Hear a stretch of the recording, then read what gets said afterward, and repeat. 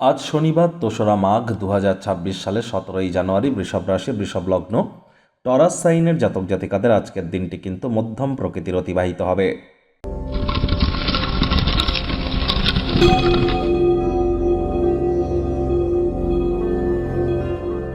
ভিডিওটির শুরুতেই আপনাদের সকলকে রটন্তী কালী পূজার হার্দিক শুভেচ্ছা ও অভিনন্দন রইল রাজযোগ চ্যানেলের তরফ থেকে।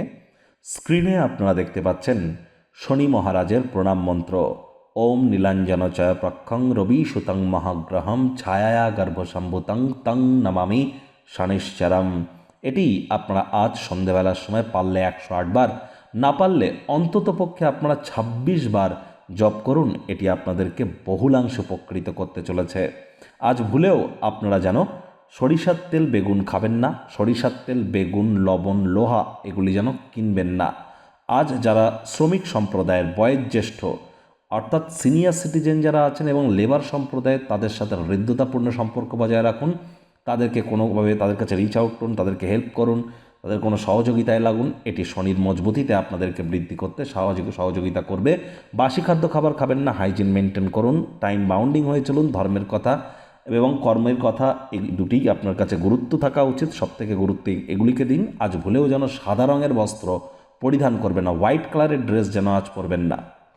ভাগ্য মিটার আজ আপনাদের বলছে 7/10, ভাগ্য আপনাদের অনুকূলেই থাকবে। অর্থ এবং পরিবার এই দুই ব্যাপারেই আপনাদেরকে একটু সাবধানতা অবলম্বন করেই কিন্তু চলতে হবে।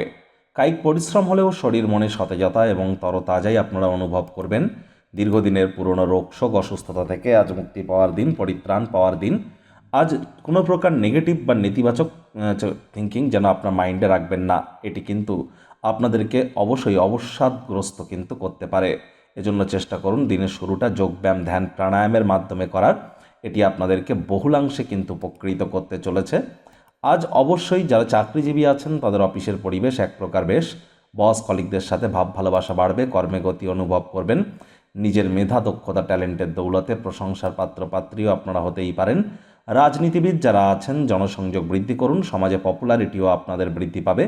শিক্ষার্থী বিদ্যার্থীদের পড়াশোনায় মনোযোগ আরও বৃদ্ধি করতে হবে। উচ্চশিক্ষার জন্য যারা বিদেশ যাত্রার কথা ভাবছিলেন, ভাগ্যদেবী আজ আপনাদের পক্ষে নেই।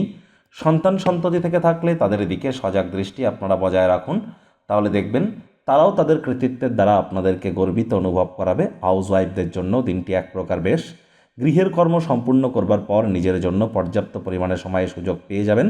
আজ আপনার মনকে পরীক্ষায় লাগাতে পারেন। আপনাদের মধ্যে কেউ কেউ দাবা খেলা, শব্দের ধাঁধা খেলায় জড়িয়ে পড়তে পারেন। অবসরকালীন সময়ে গল্প কবিতা লিখতে পারেন, ভবিষ্যৎ পরিকল্পনা করে কাটাতেই পারেন। রাজনীতিবিদ যারা আছেন জনসংযোগ বৃদ্ধি করুন, সমাজে পপুলারিটিও বাড়বে। প্রেমিক প্রেমিকা, স্বামী স্ত্রী উভয়ের ক্ষেত্রেই বলবো দিনটিকে যতটা সম্ভব রোম্যান্টিক করে তোলা যায় সেই প্রচেষ্টাই তো আপনাদের জারি রাখা উচিত। অবিবাহিতদের বিবাহের যোগ পরিলক্ষিত হচ্ছে। যারা প্রেমে পড়েননি তাদের জীবনে স্বপ্নের নারী বা পুরুষের আগমন আজ কিন্তু হতেই পারে। একটু প্রচেষ্টা আপনাদেরকেও করতে হবে। শত্রুপক্ষ, বিরোধী পক্ষ আজ কিন্তু খুব একটি শক্তিশালী থাকছে না। আজ আপনাদের উচিত ওয়েট অ্যান্ড ওয়াচ পলিসি গ্রহণ করে চলা। পরিবার পরিজনদের সাথেও ভাব ভালোবাসাকে বৃদ্ধি করুন।